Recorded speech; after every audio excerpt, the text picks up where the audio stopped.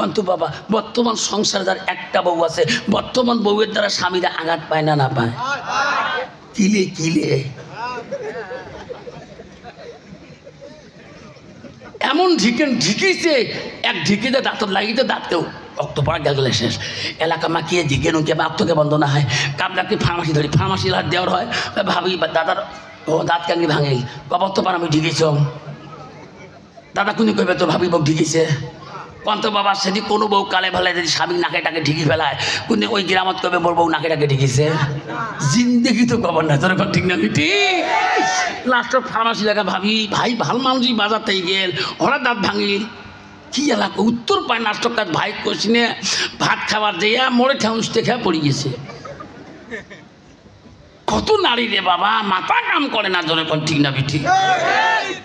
কিন্তু বর্তমান যুগে মেয়েরা নামাজ তো জিরো, ঠিক না? রোজা তো জিরো, পর্দা তো জিরো, স্বামীর খেজবো তো জিরো, খালি জিরো আর জিরো। আছে না নাই? নামাজের কথা বলে রাখায়, পর্দার কথা বলে মাথা ঝটকায়, রোজার কথা বলে গ্যাস্ট্রিকের কথা কয়, আর খেজমতের কথা বলে আর একটা বিয়ে করবে কয়। ঠিক না? এই জন্য বাবা নারী হল 4 প্রকার: হস্তেনী, কদমনী, সাংখিনী, লোহাসনী। বাবা বুঝলেন, কালকে আফসার মাল হলদি মোহনত আসিয়ে কি আগুন লাগিয়ে দিছে, আমার কথা সব আউলি দিছি। কি কলে হয় কন্ত বাবা, কত নারী আছে বাবারে আমার আসামে যারা সরকার দিবে রাখছে, রেশন কার্ডের বউয়ের নাম, পুরুষের নাম নাই। অরুণোদয় দিবে রাখছে বউয়ের নাম, আবার একটা দিবে রাখছে 10,000 করে তার বউয়ের নাম। কয়দিন পরে স্বামী খেতে পারে, হ্যাঁ বেরিয়ে তো এইসব মিলে মরে। আর মেয়েগুলো যেটা খুশি কয় সরকার যেটা দেখ, কদিন পরে মধ্যে সরকার কবে সম্পত্তি তোড়ে দি বাড়ি বাইক স্বামী বাইক দে। এরকম ঠিক না? ঠিক। আমারা শুনে রাখো মা, আমার মনে না শুনে রাখো মা, বিশ্ব নবী রাসূলুল্লাহর প্রথম স্ত্রী ছিল মা হযরতে খাদিজাতুল কুবরা। মারে হযরতে খাদিজা কে ছিল? সিরিয়া রাজধানীর সম্রাট রানী ছিলেন মা। এখনো সিরিয়া দেশটা আছে মা। সিরিয়ার মানুষ বলছে খাদিজা, ও খাদিজা তুমি সিরিয়ার একটা রাজধানী রানী হয়ে কেন তুমি মোহাম্মদকে বিবাহ করলি? তখন বলছে রে ভাই তোরা বোঝো না, সোনা যদি আংরার মধ্যে পড়ে যায় সেই সোনা বাইর করতে বেশি সময় লাগে না। আমি আসল সোনা খুঁজে পেয়েছি মুহাম্মদ রাসূলুল্লাহকে। সুবহানাল্লাহ। তবে খাদিজাতুল কুবরা করে অহংকার করে না। আমা নবীজির দ্বিতীয় বিবি ছিল মা হযরতে সাউদা রাদিয়াল্লাহু তাআলা আনহা। মা নবীজির তৃতীয় স্ত্রী ছিল হযরতে মা আয়েশা সিদ্দিকা রাদিয়াল্লাহু আনহা। নবীজির তৃতীয় চতুর্থ স্ত্রী ছিল হযরতে জয়নব রাদিয়াল্লাহু আনহা। নবীজির 5 নম্বর বিবি ছিল হযরতে হাফসা রাদিয়াল্লাহু আনহা। নবীজির 6 নম্বর বিবি ছিল হযরতে উম্মে সালমা। নবীজির 7 নম্বর বিবি ছিল হযরতে উম্মে হাবিবা। নবীজির 8 নম্বর বিবি ছিল হযরতে মাইমুনা। নবীজির 9 নম্বর বিবি ছিল হযরতে সুফিয়া। নবীজির 10 নম্বর বিবি ছিল হযরতে রায়হানা। নবীজির 11 নম্বর বিবি ছিল হযরতে মারিয়া। নবীজির একটাই জীবনে 11 জন স্ত্রী চলে যায়। জীবনে কোন স্ত্রীর দ্বারা আমার সোনার নবীজি কষ্ট পায় নাই, আঘাত পায় নাই। যেরকম সুবহানাল্লাহ। কিন্তু বাবা বর্তমান সংসারে যার একটা বউ আছে, বর্তমান বউয়ের দ্বারা স্বামীরা আঘাত পায় না? না পায়? কিলে কিলে এমন ঢিকেছে, এক ঢিকেতে দাঁত লাগিতে দাঁতকেও রক্ত পড়া গেলে শেষ। এলাকা মাখিয়ে ঢিকে নুকে বাপ তোকে বন্ধ না হয়, কামড়াকে ফার্মাসি ধরি, ফার্মাসির হাত দেওয়ার হয়। ভাবি দাদার দাঁত কাঙ্গি ভাঙে, কবর তো পার আমি ঢিকেছ। দাদা কুনি কইবে তো ভাবি বউ ঢিকেছে। কন্ত বাবা সেদিন কোনো বউ কালে ফেলায় যদি স্বামী নাকে টাকে ঢিকি ফেলায় কিন্তু ওই গ্রামত কবে মোর বউ নাকে টাকে ঢিকিছে জিন্দেগি তো খবর না তোর ঠিক না ঠিক লাস্টের ফার্মাসি লাগা ভাবি ভাই ভাল মানুষই বাজারতেই গেল হঠাৎ দাঁত ভাঙিল কি এলাকা উত্তর পায় নাস্টক কাজ ভাই কোচিনে ভাত খাবার দিয়ে মোড়ে ঠেউসতে খেয়ে পড়ে গেছে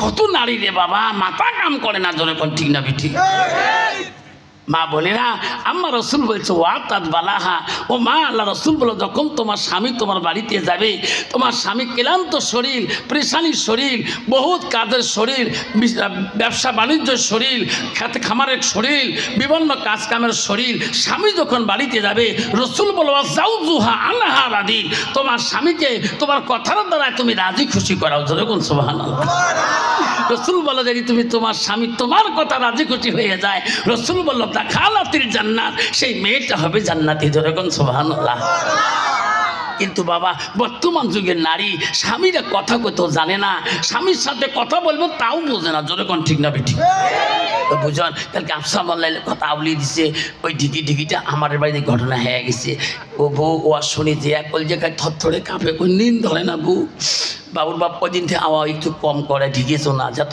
মানুষ না খবর পায় তা অন্তর জানে না আওয়া হবে নাই সবার শুনেছি আর ঘুম ধরে না ফজর নামাজ পড়বে জুম্মে যায় আসির নামাজ পড়ি মুও তো ওয়াজ শুনি যাচ্ছে ওমরাও গেছে ওমরা তো খবর পায় না মোল্লা সব মোর বাবু ঢিকেছে আস্তে করে যে হাত দুইটা ধরলো যা করছো মাফ করে দেও এমন সাদা টক করে দিয়ে যা মাফ করে দিল যা করছিস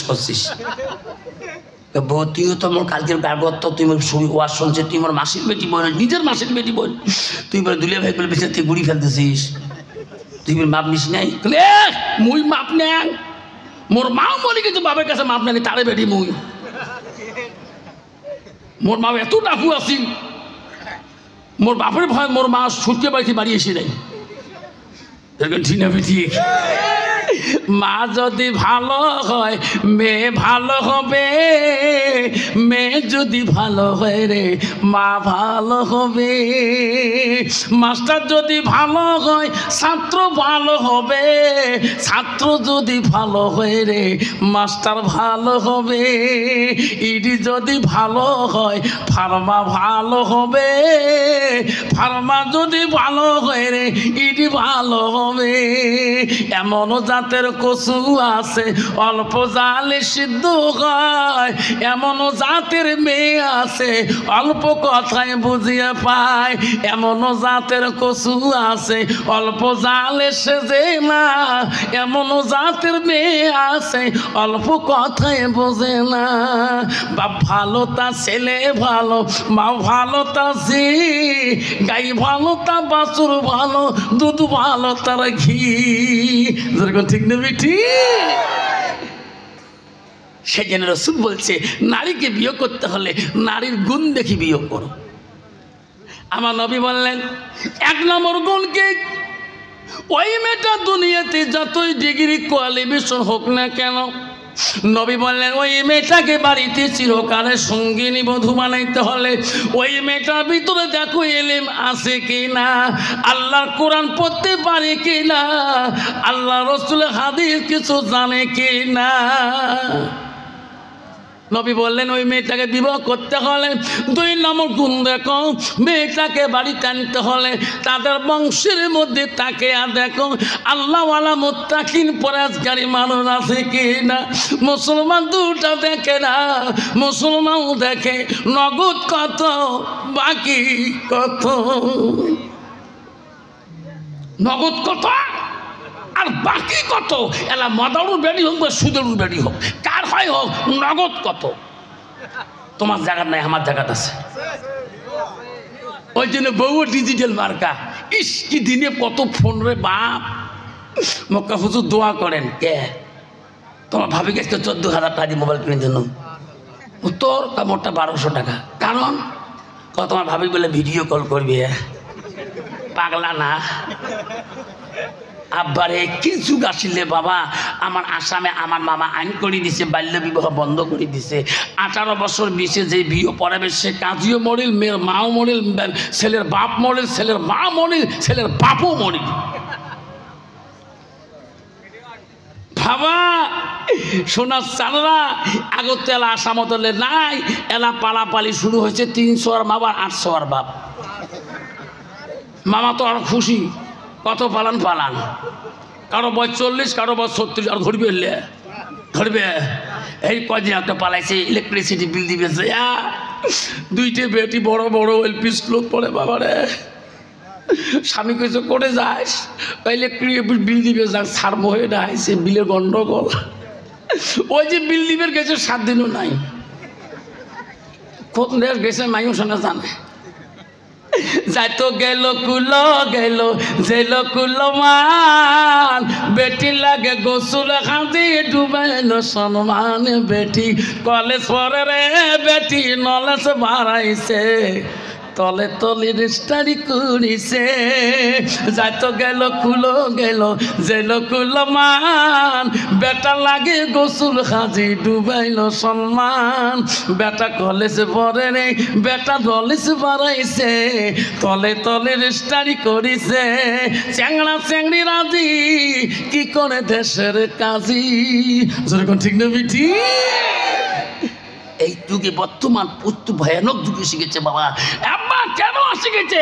ওই মেয়েটার ভিতরে যদি এলেম থাকতো, আল্লাহর কোরআন যদি থাকতো, নবীর হাদিস যদি জানা থাকতো, ওই মেয়েটা কোনোদিনও পরকীয়া করতো না। যেরকম ঠিক না বিধি? ওই যদি ছেলেটা কোরআন বিতে থাকতো, আল্লাহ রসুলের হাদিস থাকতো, নিজের বিবির আমানতের মালকে হক নষ্ট করে দিয়ে অপর বিবির কাছে পরকীয়া করতো না। যেরকম ঠিক না বিধি? আব্বা খারাপ লাগছে? রাগ করছেন? আব্বা আমার সোনার চানরা খবরদার খবরদার বাবা। ও মা বোনেরা আমারা, বিশ্ব নবী রাসূলুল্লাহ সাল্লাল্লাহু আলাইহি সাল্লাম, ও গো সোনার নবী গো, পৃথিবীতে রহমতের নবী ছিল গো। হঠাৎ একদিন নবী ছোটকালে ওই পাহাড়ের চূড়ার দিকে ঘুরতে গিয়েছিল। বেঈমান আবু জেহেল ওই দিন ওই চূড়া পাহাড়ের দিকে ঘুরতে যায়। আবু জেহেল বহু দূর থেকে দেখে রে, এই পাহাড়ের নামনীতি চূড়া থেকে গোটা। আবু জেহেল বেঈমান আস্তে আস্তে নবী মুহাম্মদ রাসূলুল্লাহর কাছে যায়। আবু জেহেল বলে, মুহাম্মদ এই পাহাড়ের চূড়ার মধ্যে তুমি কি করো? এখানে তুমি কেন ঘুরতেছো? ওই সময় নবী বলছে, চাচা গো, সব বন্ধুরা ঘুরতে আসে, সবারে বাবা মা ডাকি নিয়ে যায়। ও চাচা, আমার আব্বা আম্মাকে আসে না, আমি আমার আব্বা আম্মাকে এই পাহাড়ের চূড়ার মধ্যে খুঁজতে এসেছি। আবু জেহেল বলছে, মুহাম্মদ রে, জানিস না তোর আব্বা আম্মা যে দুনিয়াতে নাই? ও মুহাম্মদ কান্দিস কেন? চল বাড়ি দিকে যাই। আবু জেহেল মুহাম্মদ আমার নবীকে সন্ধ্যা উটের কাছে আনে। আবু জেহেল পোষানো উঠকে বলে, আবু জেহেল বলে, উঠরে বোঝ, মুহাম্মদকে নিয়ে বাড়িতে পৌঁছে দেব। মুহাম্মদ তার মা বাবা কথা বলে পড়ি পাহাড়ের চূড়ার দিকে আসছে। উঠ আর বসে না, উঠ আর বসে না। আবার আবু জেহেল বলে, উঠরে বোঝ, মুহাম্মদকে পিছনে তুলে নেব। উঠ কয়, ভাই আবু জেহেল তুমি জানিস না কাকে তুমি পিছনে নাও? আবু জেহেল রে, ইনি হবে আখেরি জামানার নবী মুহাম্মদ রাসূলুল্লাহ। ওরে আবু জেহেল, তোর পিছনে মুহাম্মদকে আমি তুলতে পারবো না। ওরে আবু জেহেল, আমার নবী মুহাম্মদ এত সম্মানীয় মানুষ, যতক্ষণ তোর সামনে বসে নিবি না অতক্ষণ আমি উট জমিনে বসবো না। সুবহানাল্লাহ। আবু জেহেল যখন উঠতে বসে না, তার পোষানো উঠতে চাবুক দিয়ে পেটাই শুরু করে দিল উটের শরীরের মধ্যে। উট বলল, মাবুদ আমি ডাং সহ্য করতে পারি না, এই বেঈমান আবু জেহেলের সোয়ারি হয়েছি, ইনি নবীকে চিনি না। আমি উঠতো চিনি, একই পয়গম্বর হবে। মাবুদ আমার জবান খুলে দে, আমি আবু জেহেলের সাথে কথা বলবো, আমি ডাং সহ্য করতে পারি না। আল্লাহ আবু জেহেল উঠার জবানটা খুলিয়ে দিয়ে দিলেন। আবু জেহেলকে বলো, উঠ বলে, আবু জেহেল রে, আমি তো সোয়ারি হতে পারি। আবু জেহেল তোকে আমি চলে নিতে পারি, কিন্তু আখিরি জামানার নবীকে তোর পিছনে বসে নিতে পারবো না। আয় আবু জেহেল, বললেন আমি বসবো, আমার নবী মুহাম্মদকে তোর সামনে বসে আনে। যেরকম সুবহানাল্লাহ। আবু জাহেল সঙ্গে সঙ্গে উঠকে এই ওয়াদা দিলেন, উট বসিয়ে গেলেন, বিশ্বনবী মোহাম্মদকে আবু জাহেল সামনের দিকে বসিয়ে নিলেন। উট আস্তে খাড়া হয়ে গেলেন।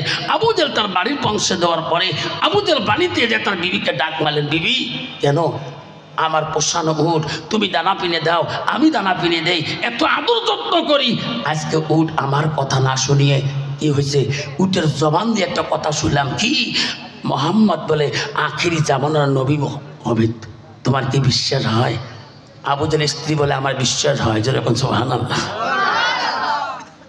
আর স্বামী আমার পক্ষে উর্দু জবান দিয়ে বলছে মোহাম্মদ আখিরি জামানার নবী হবে। আব্বারে একটা জঙ্গলের পশু, একটা মরুভূমির পশু পর্যন্ত নবীজিকে ছিল। আজকে মুসলমানের ঘরে জন্ম নিয়ে একটা নবীর সুন্নতকে চিনলাম না। আমার নবী বলে মান আহাব্বা সুন্নতি ফাকাদ আহাব্বানি। নবী বলে যে একটা সুন্নতকে যে ভালোবাসে, সুন্নতটা আমাকে ভালোবাসে। আজকে মুসলমান হয়ে একটা নবীর সুন্নতের ভালোবাসা দেখাইতে পারলাম না। নবীজির কইছে 10টা মুসলমানের দায়নি সুন্নত আছে, নাবির উপর থেকে 5টা, নাবির নিচে 5টা। ভালো করে লক্ষ্য করে দেখবেন শোনা, বেশিরভাগ মুসলমানের দাইনি সুন্নত নাই।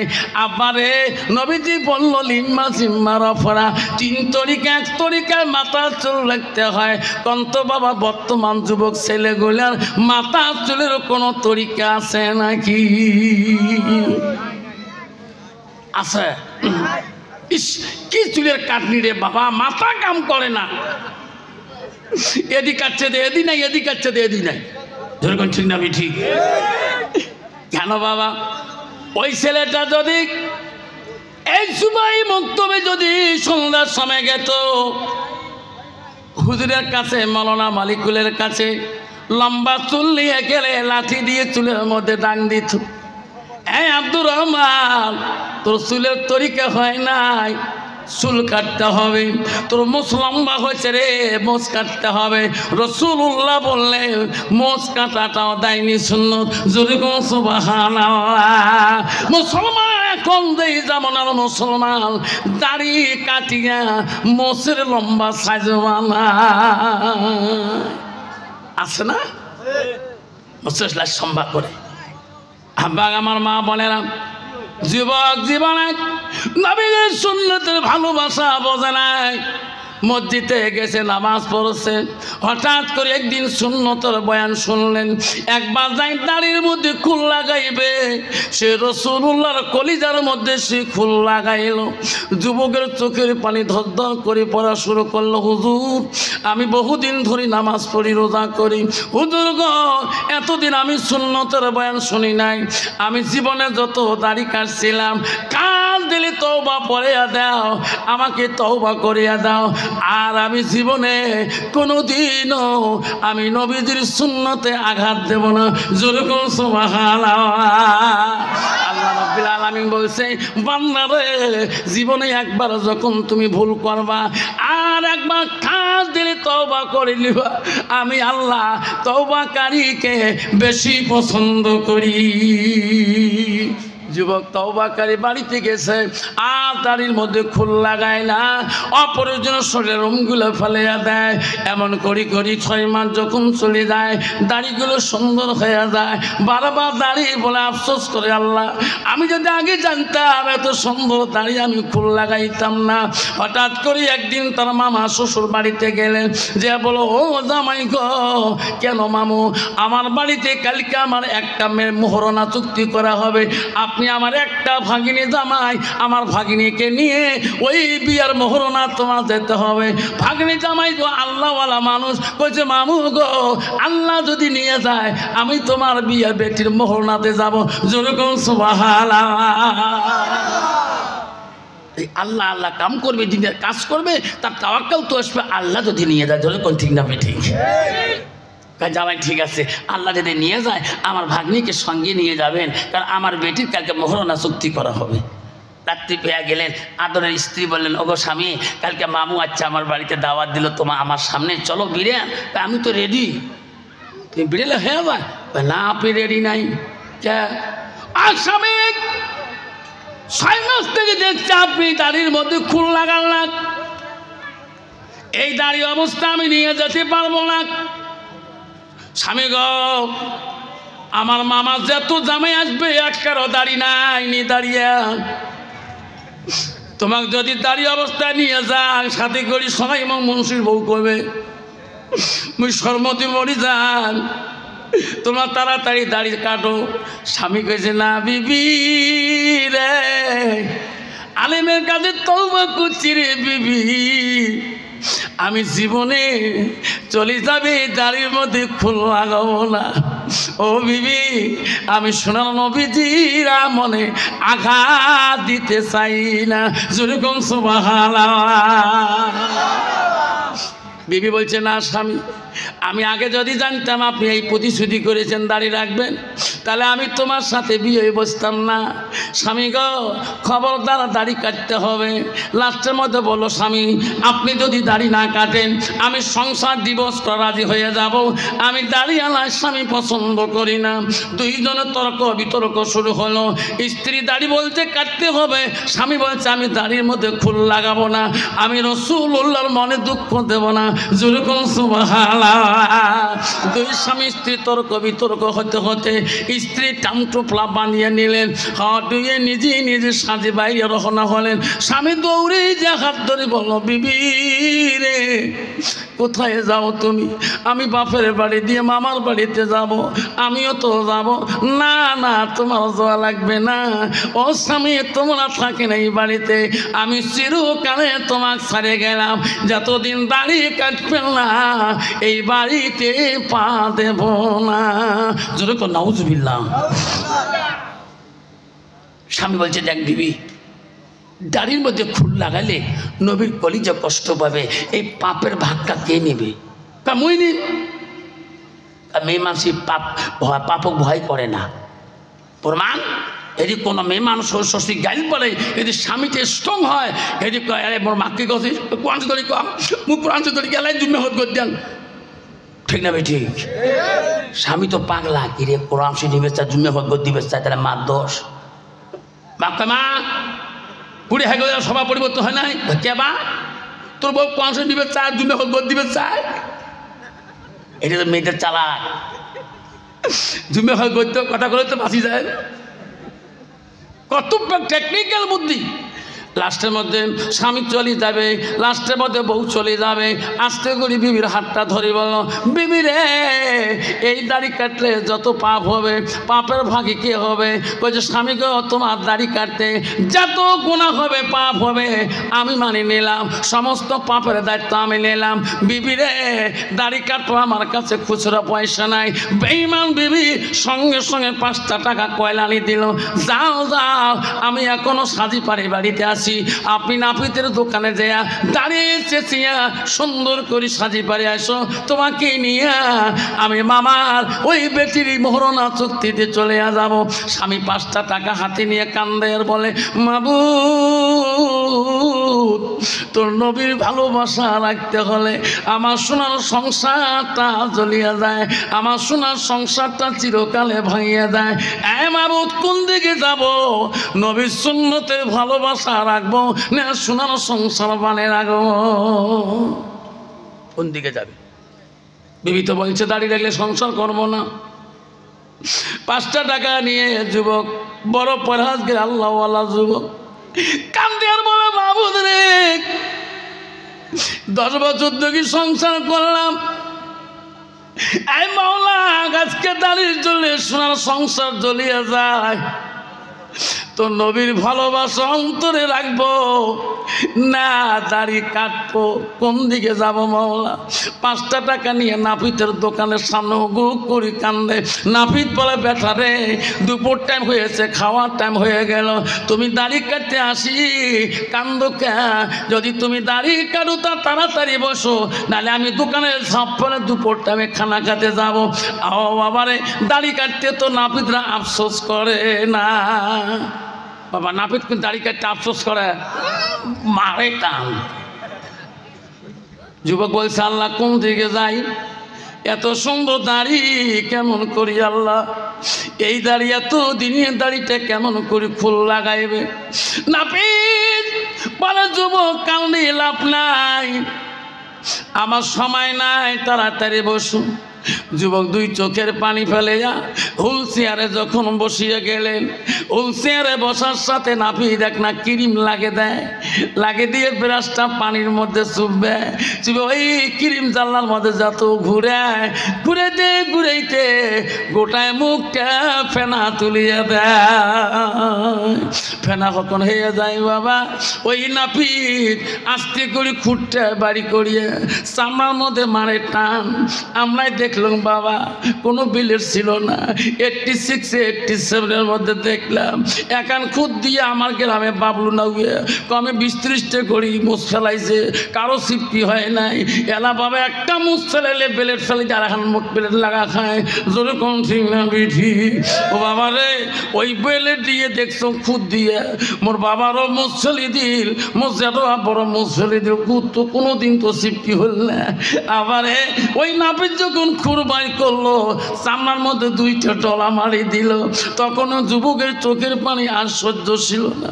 আল্লাহ এই 6 মাসি মহাব্বতের দাড়ি আল্লাহ বিবির জ্বালা আজকে সব ধ্বংস হয়ে যায়।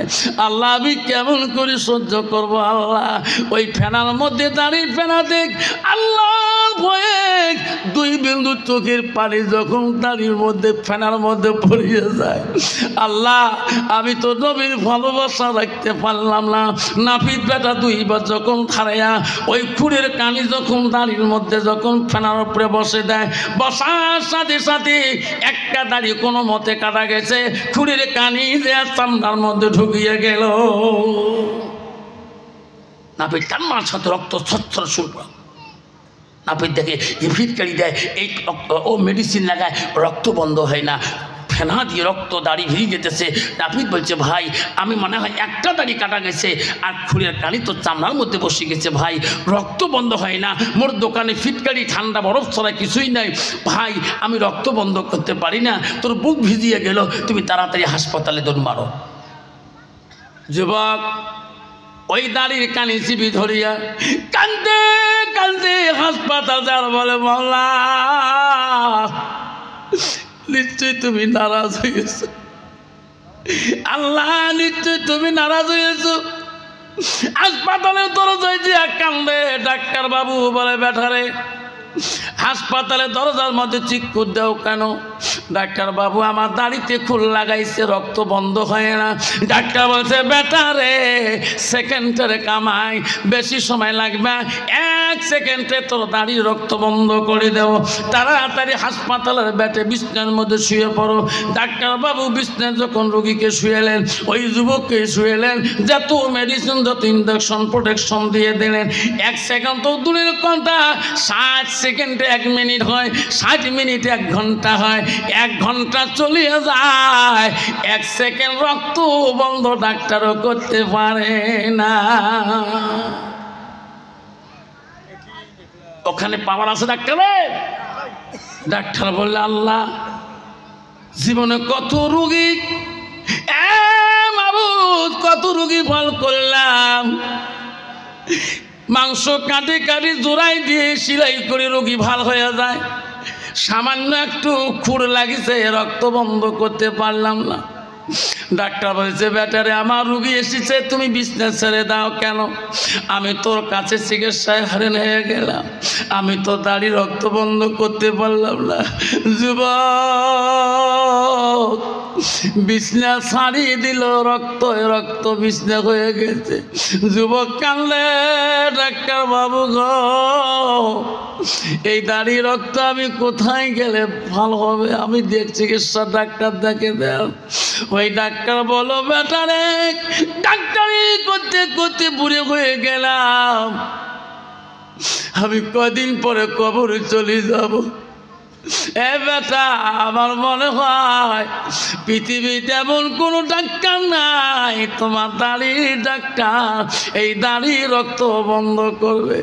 এ বেটা, আমার জানা মতে বেটার দাড়ির রক্ত যদি বন্ধ করতে চাও তুমি হক্কানি আলেমের সাথে দেখা করো। যেরকম সুবহানাল্লাহ নাই থাকবে। হক্কানি আলেম ছাড়াকে বুঝতে পারবে না। ওই ডাক্তারকে আর ডাক্তারের কথা বলছে কি বলছে না, হক্কানি আলেমের কাছে তুমি যাও। আব্বা জান গো, বর্তমান সমাজে তোমাদের বাংলার জমিনে আলেমের ইজ্জত আছে, কত কত জায়গার মধ্যে আলেমের ইজ্জত নাই গো, সম্মান দেয় না। একটা আলেম হইতে হলে বহুত কিতাব পড়তে হয়, বহুদিন মাদ্রাসায় জীবন কাটাইতে হয়, তারপরে একটা আলেম হয়ে গো। আল্লাহ নবী সাহাবীরে প্রশ্ন কি, রাসূলুল্লাহ হাবিবুল্লাহ আপনি যখন দুনিয়া থেকে চলে যাবেন আমরা সাহাবীরা কার দিকে তাকিয়ে কলিজাটা ঠান্ডা করব? আল্লাহ রাসূল বলেছে, ও সাহাবীরা আমি যখন দুনিয়া থেকে চলে যাব দুনিয়ার বুকে হক্কানি আলেমরা থাকবে, একবার হক্কানি আলেমদের মুখের দিকে তাকাইয়া দেখবেন। সে হক্কানি আলেমের মুখের দিকে তাকিয়ে দেখা আমার রাসূলুল্লাহর মুখের দিকে তাকিয়ে দেখা একে সওয়াব নাই থাকবে। ভাবছেন আমার সোনার জানারা, একটা বাচ্চাকে হক্কানি আলেম বানাইতে হলে বাবা, একটা মানুষ মুত্তাকিন পরহেজগারি বানাইতে হলে বাবা, ওই বাড়ির মাটাকে আগে মুত্তাকিন হতে হবে। যেরকম ঠিক না ঠিক? কারণ ওই বাড়ির মাটা যদি আল্লাহওয়ালা মুত্তাকিন না হয়, হালাল হারাম না বোঝে, ওই মাটার পেট থেকে আল্লাহওয়ালা মুত্তাকিন বান্দা জন্ম নেবে না। কারণ মেয়েরা বর্তমান তো হালাল হারাম বোঝে না, কারণ অশ্লীল পাতা নিতেও ভয় খায় না, পিয়েদের পাতা নিতেও ভয় খায় না। যেরকম ঠিক না ঠিক? বাবু মনে পিএস নাই নে, এত পিএস এত গুনায় যে ঘর সেন্সে নি জানিস নে, ব্যাপারী আমার পাঁচটা আমার কয় নাই, আমার কেনা খায় অর্ধেক কানি আমরাই খাই। ব্যাপারী কইছে নজর আহে, নজর আহি খাই অর্ধেক। যেরকম ঠিক না ঠিক? এক আল্লাহর ওলি আসি তার বিবিকে বলছে, বিবি রে কে যখন আমি আজান দেই না আল্লাহু আকবার আল্লাহু আকবার, হ্যাঁ বিবি কাবা ঘরটার সামনে আসি আর নামাজ পড়ি বাড়ি আসি। বিবি বলছে ওটা আমার জন্য আসি। এরকম সুবহানাল্লাহ, কি তোর জন্য আসি? বল হ্যাঁ ওটা মোর জন্যে, ও চাবি মোর কাছে। তুই আল্লাহকে রাজি খুশি করে তো তুই তোর কথা আসি নাকি? চ্যালেঞ্জ করেন না, যেদিন চাবি বন্ধ করে দিই হাজার ডাকলেও আসবে না। স্বামী স্ত্রীর তক্কর বাজি গেছে, ঠিক আছে কালকে যান ফজরের টাইমে আমি দেখবো চাবি কার কাছে। এই যখন নামাজ পড়তে ঈশার নামাজ পড়তে গেছে, বাস কাবা ঘরে নামাজ পড়ে যাচ্ছে, আর এদিকে যাওয়ার সাথে সাথে বিবি একটু খানার মধ্যে হারাম মাল ঢুকিয়ে দিচ্ছে। প্রতিদিন তো জিজ্ঞাসা করে খানে এই 50 টাকা ওষুধ টাকার আসিয়ে বিসমিল্লাহির রহমানির রহিম শুরু করি দেয়। বেবি মনে মনে আজকে খা হুজুর, কালকে এই ফজরে কোন কাবা আসে। হ্যাঁ আসি ঈশার নামাজ পড়ে আসি, যা খানা খাইছে খালি সুবহানাল্লাহ সুবহানাল্লাহ শুরু করছে। খানার তেজ ভালো হয়েছে, সকালবেলা যে আজান দেয় আল্লাহু আকবার আল্লাহু আকবার, কাবা ঘর নাই, কাবা ঘর নাই। আবার আজান দেয় কাবা ঘর নাই, খালি ময়দানে নামাজ পড়িয়া বাড়িতে আসিয়া বলে বিবি রে সত্যি তোর কথা রে বিবি, কোথায় চাবিটা তোর কাছে দে, আমাকে হাতের মধ্যে চাবিটা দে। না গো স্বামী না, আমার কাছে চাবি নাই। কোথায়? ওগো স্বামী আমি জানি আপনি আল্লাহওয়ালা মুত্তাকিন পরহেজগারি, আমি প্রতিদিন তোমার হালাল খানা খোয়া দিছি। ও স্বামী আমি জীবনে হারাম মাল তোমাকে খোয়াই নাই। স্বামী গো আজকে তোমরা গত রাতে চ্যালেঞ্জ করেছেন, কালকে খানার মধ্যে আমি একটু ত্রুটি করে দিয়েছি, অপরের মাল একটু ঢুকিয়ে দিয়েছি। ও স্বামী হারাম খাইলে আল্লাহ তার ডাক শোনে না। বাপজান একটু নিয়ত করি দেখি, বাজারে কোনি কীরকম খরচ করি, সবজির ছ্যানো তো বেড়ে গে, ওটাও খবর নিতে হবে। যেরকম ঠিক না ঠিক? আমার মা বোনেরা, ও আমার শুনে রাখো মা, বিশ্ব নবী রাসূলুল্লাহ সাল্লাল্লাহু আলাইহি সাল্লাম বাড়িতে আসিলেন। আসি দেখে রে সব বিবিরা এত আনন্দিত, এত খুশি, এত কাজের মধ্যে ব্যস্ত হয়ে আছে। রাসূলুল্লাহ মুস্কি মুস্কি হাসে আর বলে, আমার বিবিরা এত কাজের মধ্যে ব্যস্ত, একটা বিবি কোনো কাজেই ব্যস্ত না, নিজের মতে নিজেই চলতেছে।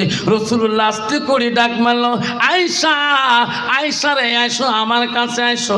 সব বিবিরা কাজ করে, তুমি কেন কাজ করো না? এই বাড়িতে সবারে অধিকার আছে সমান কাজ করা। আয়েশা বলছে, ওগো নবী, সত্যি আমি জানি আপনি এই কথা বলবেন। নবী গো, আমি আয়েশা সকাল থেকে কোনো কাজ করি নাই। আজকে আমি জানি নবীতে নবী বাড়িতে আসলে আমি নবীর কাছে খুঁজি নিয়ে কাজ করব। নবী বলছে, তুমি আমার কাছে কি খুঁজি নিয়ে কাজ করবা? ওগো নবী, আমার মনটা চায়, ওগো নবী, আমার হাত দুইটা দিয়ে ওগো নবী তোমার শরীরে গোসল করি দেওয়া কাজটা চাই। যেরকম সুবহানাল্লাহ। বলতো বাবা, বর্তমান যুগের নারী স্বামী বাড়িতে আসলে কোনোদিন বলে একটু বাথরুমে যান, আমি একটু গায়ের মধ্যে পানি ঢালি দেই? কয় গো? কয় না। কেন কয় না? রাসূলের স্ত্রী মা আয়েশা নিজেই করেছেন, কিতাব পড়ে দেখবেন।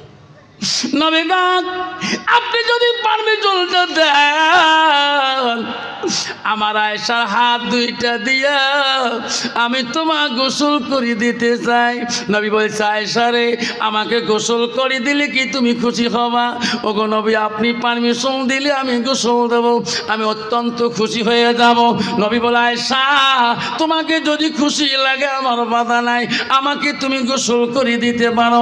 হযরতে মা আয়েশা পারমিশন পেয়ে গেলে তৎক্ষণাৎ 2 মস্কো পানি আনিয়া একটা জল চোখের মধ্যে আনিয়া রাসূলুল্লাহকে চোখের উপরে বসিয়ে দিলেন। আয়েশা বলে, আল্লাহ, আমার আয়েশার মতন সুখী, আয়েশার মতন সম্মানীয় নারী এই জগতে মনে হয় আল্লাহর কেউ নাই। আজকে আমি এত ভাগ্যবতী নারী, আল্লাহ আমার হাত দিয়া রাসূলুল্লাহ গোসলের দায়িত্ব পেয়েছি। যেরকম সুবহানাল্লাহ। বাবা কেউ যাবে না, তাবারক আছে বাবা, তাবারক আছে বাবা, কেউ যাবে না। শোনা আব্বারা, কষ্ট মনে করবেন না। আব্বা 5টা মিনিট কষ্ট হবে বাবা, বাবা 5টা মিনিট কষ্ট হবে? কার কার হবে না? একটা হাত তুলি দেখে। তাবারক আছে বাপ। আব্বারা বসুন, একটু দয়া করে বসুন। আব্বারা বিশ্ব রাসূলুল্লাহকে আয়েশা সিদ্দিকা আম্মাজান ওই চৌকির উপরে আস্তে করে বসিয়া নবীজির শরীরের কাপড়গুলো যখন খুললেন, আয়েশা নবীর দিকে তাকায়, বারবার তাকাইয়া দেখে রাসূলুল্লাহর গায়ের মধ্যে পানি ঢালছে না। নবী বলে, আয়েশা রে, আয়েশা, আয়েশা, আমার শরীরে কেন পানি ঢালো না? আয়েশা, তুমি কাপড় খুললি, আয়েশা গায়ে পানি ঢালিয়ে দাও। আয়েশা গার মধ্যে পানি ঢালে না। নবী গো, আমি আয়েশা তোমার গার মধ্যে পানি ঢালবো। ও নবী, আমার একটা প্রশ্ন, আমি একটা তোমাকে প্রশ্ন করতে চাই। নবী গো, আমার আব্বা 7 থেকে 9 বছর বয়সে তোমার সাথে বিবাহ বন্ধন দিয়েছে। ওগো নবী, কোনোদিন কিসমতে ত্রুটি করি নাই। ওগো নবী বলুন, আজকে আমি তোমার মুখে শুনতে চাই, তোমার ছোট কালে, তোমার বাল্যকালে কোনো রোগ, কোনো বসন্ত, কোনো কলেরা হয়েছে নাকি? নবী গো, তোমার শরীর মধ্যে তো কেন কালো কালো দাগ দেখা যায়? এই কথাটা তোমার মুখে আমি শুনতে চাই। আমার নবী উত্তর দেয় না, খালি কান্দে আর খালি কান্দে। নবী খালি কান্দে। আয়েশা বলো, গো নবী, আমি বললাম তোমার শিশুকালে, তোমার বাল্যকালে কোনো রোগ, কোনো বসন্ত, কলেরা হয়েছে নাকি? নবী গো, আপনি উত্তর না দিয়ে কান্দলেন কেন? নবী বলছে, আয়েশা রে, সেই দিনের কথাগুলো মনে করে দিও না। আয়েশা, আমি রাসূলুল্লাহ সহ্য করতে পারি না। আয়েশা রে, আমার শিশুকালে বসন্ত হয় নাই, কোনো কলেরা বেমার হয় নাই, তাহলে নবী তোমার শরীরে এত দাগ হলো কেন? নবী বলছে, আয়েশা, ইসলামের খাতিরে, ইসলামের জন্য যেদিন আমি তাইফের জমিন ইসলাম প্রচার করতে যাই, আয়েশা রে, তাইফের মানুষ আমাকে পাগল মনে করিয়ে পাথর মারি মারি আয়েশা আমার সর্ব অঙ্গটা কালো বর্ণ করে দিয়েছে। আয়েশা, তাইফের মানুষ আমাকে পাগল বলেছিল, এমন জোরে পাথর মেরেছে আয়েশা, পাথরের আঘাতে আমি আমার শরীরের কাপড়গুলো এই দিন রক্তে রঙিন হয়ে গিয়েছে। আয়েশা রে, ওই পাথরের বাড়িতে আমি তাইফের জমিনে আমার শরীরের কাপড় রক্ত রঙিন, পায়ের জুতা গোলা পর্যন্ত রক্ত খলখল শব্দ হয়েছিল। আয়েশা রে, ওই দিন তাইফের জমিনে পাগলরা আমাকে পাগল মনে করিয়ে এত জোরে পাথর মারেছে, আমি পাথরের বাড়িতে আমি জমিনে ঢুলি পড়ে গিয়েছিলাম। আয়েশা, তৎক্ষণাৎ জিবরাইল হাজির হয়েছে। লাব্বাইক ইয়া রাসূলুল্লাহ। ওগো নবী, কাঁদবেন না, কাঁদবেন না। মহানবী, নবী বলছে, ও নবী কাঁদবে না। জিবরাইল বলছে, আমি আল্লাহর তরফ থেকে জিবরাইল আসছিলাম। নবী গো, তাইফের জ্বালা যন্ত্রণা, তাইফের ঘটনা আল্লাহ সহ্য করতে পারল না। ওগো নবী, আপনার জবান দিয়ে বলুন, আমি তাইফের জমিন আমি জিবরাইল উলট পুলট করিয়া দেব।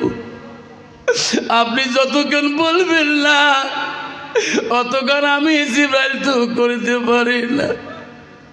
বন্ধুর ওই দিন আমার নবী বলেছে, জিবরাইল রে, যা যা, তুমি ফিরে যা, আমি তাইফের মানুষকে আমি অভিশাপ দিতে চাই না। জিবরাইল, আমি নবী দুনিয়া থেকে বিদায় নিয়ে যাব। একদিন তাইফের জমির মানুষ তাদের বংশ থেকে পৃথিবীতে আমাকে একদিন নবী করে মানি নেবে রে জিবরাইল। তার জন্য আমি নবীজি তাইফবাসীকে অভিশাপ দিতে চাই না। আব্বারে সোনারা, এখনো তাইফের মানুষ মদিনা হাজিরা গজ করতে গেলে এখনো যদি তাইফের কথা যদি বলে, এখনো তাইফের মানুষ হুকুক করে কাঁদে, এখনো তাইফের মানুষ জমিন কান্দে। আমার নবী কিয়ামতের দিন আমাদেরকে সুপারিশ করবে কিনা? আব্বা জানাবেন, সেই নবী বলেন যে মাতালেন সানুয়াল কাতান হুয়া মালাহু। নবী বললেন, মানুষ মৃত্যুর পরে মানুষের সৎ আমলগুলা, নেক আমলগুলা কবরে গেলে বন্ধ হয়ে যায়।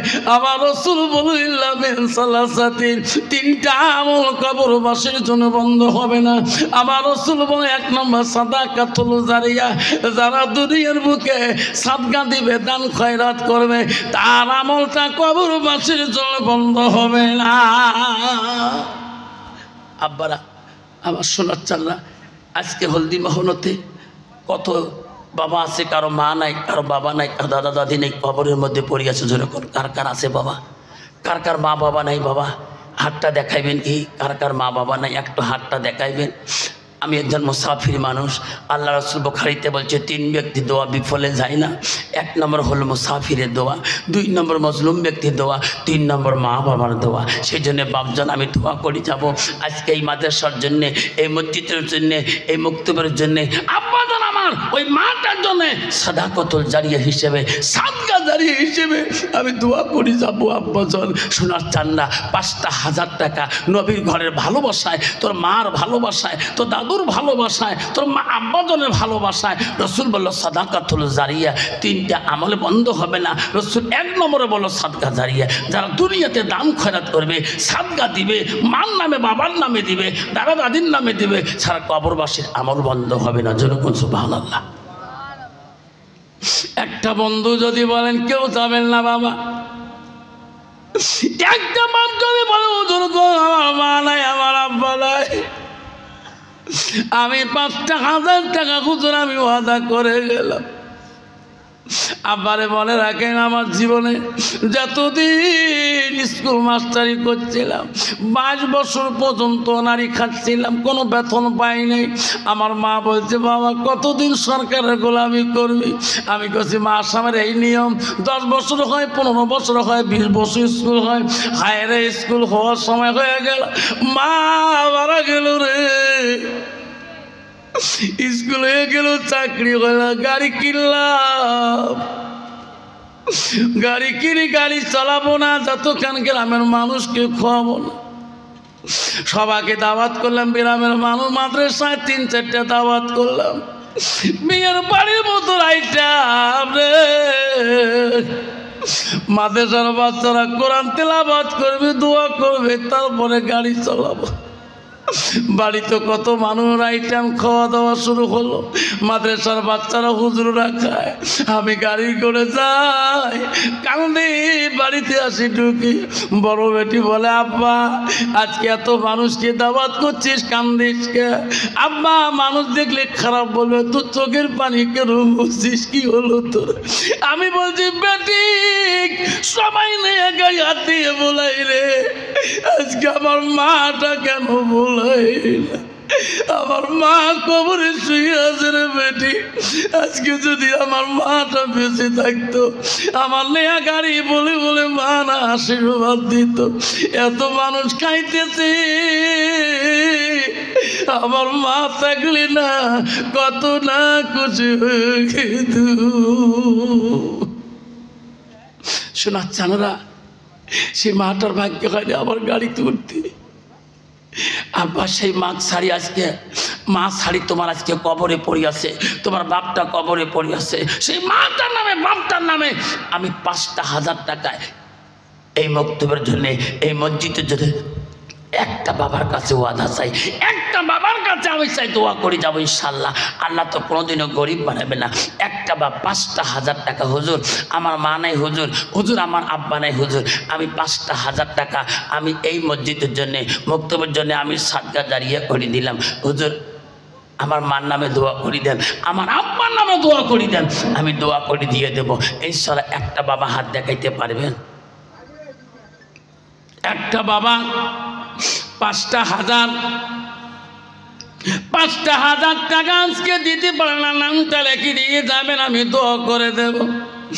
আল্লাহ হলদি মহল মসজিদে, আল্লাহ মক্তবে উন্নতির জন্য আল্লাহ তোর বান্দা 5,000 টাকা দান করেছে। আল্লাহ তার মা বাবাকে আল্লাহ তুমি কবরে জান্নাতের বাগানে শুয়ে রাখো। আছে বাবা, জীবনে কত টাকা লস্কার করেছো, কত টাকা নার্সিংহোমে হাসপাতালে ডাক্তারের কাছে লস করেছো, ওই মাটার নামে বাপটার নামে 5,000 টাকা লস করবি না।